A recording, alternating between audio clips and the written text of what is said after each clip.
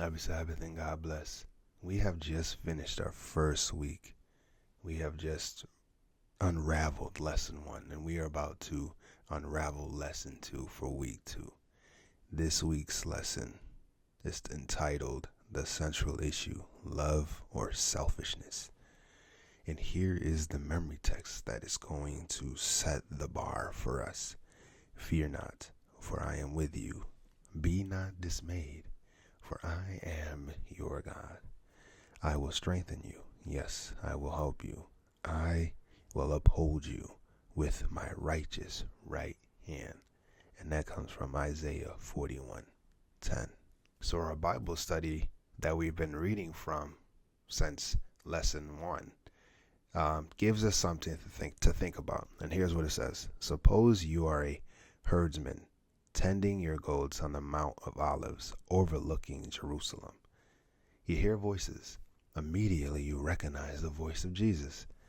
As the setting sun gleams off the temple and reflects in snowy whiteness off its magnificent marble walls, Jesus emphatically states, "Assuredly, I say to you, not one stone shall be left here upon another that shall not be thrown down." That comes from Matthew 24:2.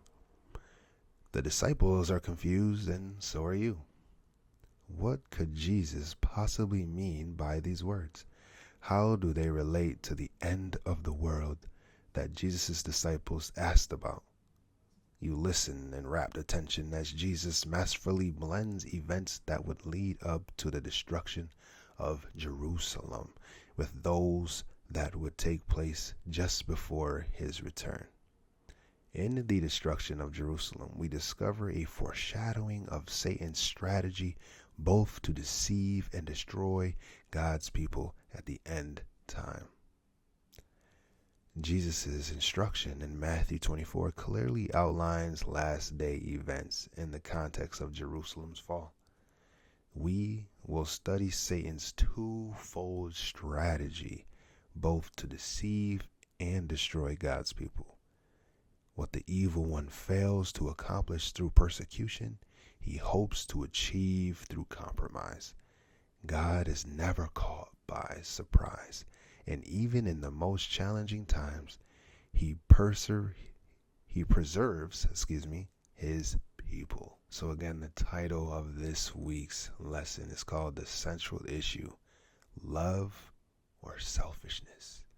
And so as we get ready for week 2, I just ask that you would fast and that you would pray and that you would get yourself ready for this week's lesson. You do not want to miss it. God bless.